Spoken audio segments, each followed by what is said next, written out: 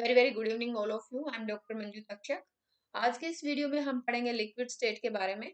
यहाँ पे liquid state को समझने के लिए हम देख रहे हैं ये class 9th NCERT science book chapter 1 activity 1.10।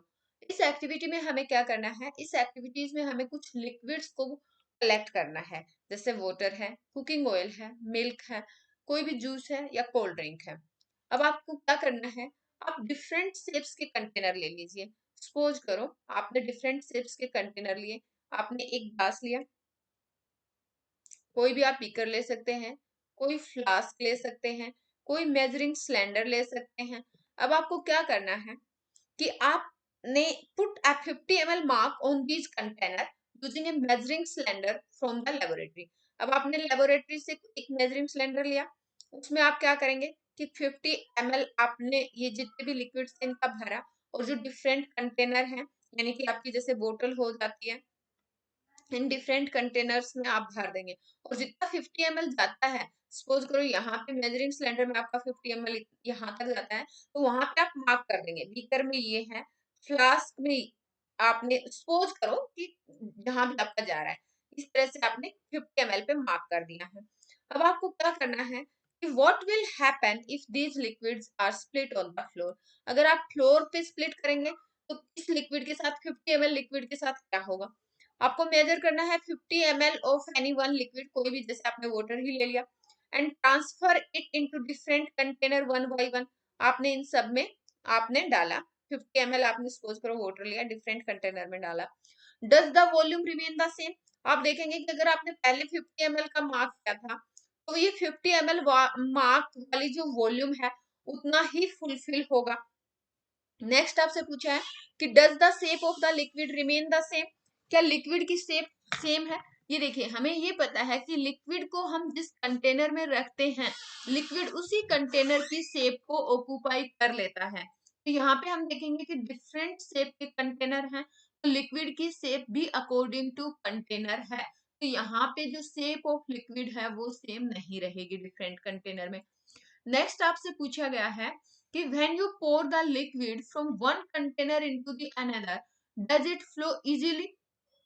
जब आप एक कंटेनर से दूसरे कंटेनर में लिक्विड को आप डालेंगे तो क्या ये इजीली फ्लो करेगा। आपने देखा होगा ना, वाटर को आप किसी एक कंटेनर से, यानी कि कहीं आप टैप वाटर लेते हैं और उसको किसी दूसरे मान लो बोतल में फिल करते हैं, तो क्या वो इजीली फ्लो करता है। यस, वाटर जो लिक्विड होता है वो आपका इजीली फ्लो करता है। और अगर आप इसको, जैसे यहाँ पे आपसे पूछा था कि अगर आपका लिक्विड स्प्लिट हो जाता है फ्लोर पे तो क्या होगा। देखिए, लिक्विड के पार्टिकल्स जो है वो बहुत स्ट्रांगली बाउंड नहीं होते हैं एक दूसरे से, लूजली पैक्ड होते हैं, तो ये जो है आपका फर्श पे बहुत दूर तक फैल जाएगा। तो यहाँ से आपने इतना सारा पढ़ा, मतलब जो एक्टिविटी में आपने इतनी सारी एक्टिविटीज की, तो आप क्या ऑब्जर्व करेंगे। यहाँ से आप ऑब्जर्व करेंगे कि लिक्विड का जो है फिक्स शेप नहीं होता है, लेकिन इनकी वॉल्यूम फिक्स होती है। जैसे आपने 50 ml अगर वाटर लिया है, वो आप किसी भी कंटेनर में डालेंगे तो वॉल्यूम आपका 50 ml ही रहेगा, वाटर का वॉल्यूम 50 ml ही रहेगा। जैसे आप छोटे से ग्लास में लेते हैं तो आपको 50 ml वाटर दिखाई देगा, बट वहीं अगर आप एक बकेट में 50 ml वाटर डालते हैं तो आपको बहुत कम लगेगा कि उसमें बहुत कम पानी है। क्यों? क्योंकि वॉल्यूम आपका चेंज नहीं होगा, शेप चेंज हो जाएगा। तो जो लिक्विड्स हैं they have no fixed shape, but they have a fixed volume। They take the shape of the container in which they are kept। Liquids flow करते हैं क्योंकि हमने बताया कि उनके जो पार्टिकल्स हैं उनके बीच में जो फोर्स ऑफ अट्रैक्शन है वो बहुत हाई नहीं होता है, तो ये फ्लो करते हैं इजीली और शेप को चेंज कर लेते हैं। तो जैसे सॉलिड जो है वो रिजिड इन शेप थे, लेकिन लिक्विड जो है they are not rigid and they can be called fluid. Liquid को हम क्या बोलते हैं, फ्लूइड बोलते हैं।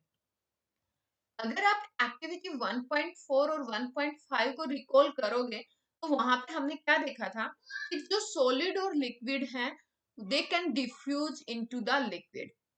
जो एटमॉस्फेयर से गैसेस हैं they also diffuse and dissolve in water. होता क्या है, हमने क्या पढ़ा था कि जो हमारे मैटर के पार्टिकल्स हैं उनके बीच में स्पेस होता है, और इस स्पेस में अगर किसी दूसरे पार्टिकल के मैटर चले जाते हैं, एंटर कर जाते हैं, तो उस प्रोसेस को हम क्या बोलते हैं, डिफ्यूजन बोलते हैं। तो अगर आप रिकॉल करोगे तो हमने पढ़ा था कि जो सॉलिड और लिक्विड्स हैं वो लिक्विड के अंदर डिफ्यूज हो जाते हैं, और गैसेस जो पार्टिकल्स हैं वो भी लिक्विड के अंदर डिजोल्व हो जाते हैं। अगर हम बात करें स्पेशली जैसे ऑक्सीजन और कार्बन डाइऑक्साइड गैस है, these are essential for the survival of the aquatic animals and plants.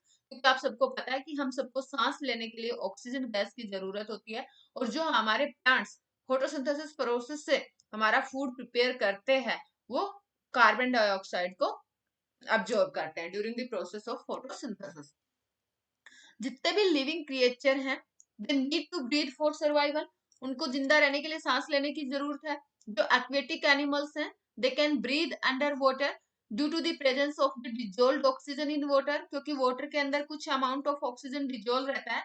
और जो एक्वेटिक एनिमल्स हैं, पानी में रहने वाले जो एनिमल्स हैं, वो उसी ऑक्सीजन को, जो पानी में घुली हुई ऑक्सीजन है, ड्यूरिंग ब्रीदिंग उसी ऑक्सीजन को इनहेल करते हैं। तो यहाँ से हम क्या कंक्लूड कर सकते हैं कि जो सॉलिड, लिक्विड और गैसेस हैं वो लिक्विड के अंदर डिफ्यूज हो सकते हैं। अब जो रेट ऑफ डिफ्यूजन है लिक्विड का, वो किस पे डिपेंड कर, वो डिपेंड करता है पार्टिकल के साइज पे, यानी कि, और जो फोर्स ऑफ अट्रैक्शन है बिटवीन द पार्टिकल्स उसके ऊपर डिपेंड करता है। लेकिन अब जैसे सॉलिड में हमने क्या देखा था कि जो पार्टिकल्स के बीच में फोर्स ऑफ अट्रैक्शन है वो हाई होती है, और लिक्विड के बीच में कंपैरेटिवली कम होती है। तो the rate of diffusion of liquid है वो सॉलिड का कंपैरेटिवली हायर रहता है। This is due to the fact that in the liquid state जो पार्टिकल्स है वो फ्रीली मूव करते हैं, और they have greater space between each other as compared to the particles in solid state। तो क्या पता चला, जो लिक्विड के पार्टिकल्स हैं वो फ्रीली मूव करते हैं, यानी कि एक दूसरे से बहुत स्ट्रांगली बाउंड नहीं होते हैं, और अगर फ्रीली मूव करते हैं तो उनके पार्टिकल के बीच में जो स्पेस है वो ज्यादा रहता है as compared to solid state. So इस वीडियो में इतना ही। Thanks for watching the video. जय हिंद।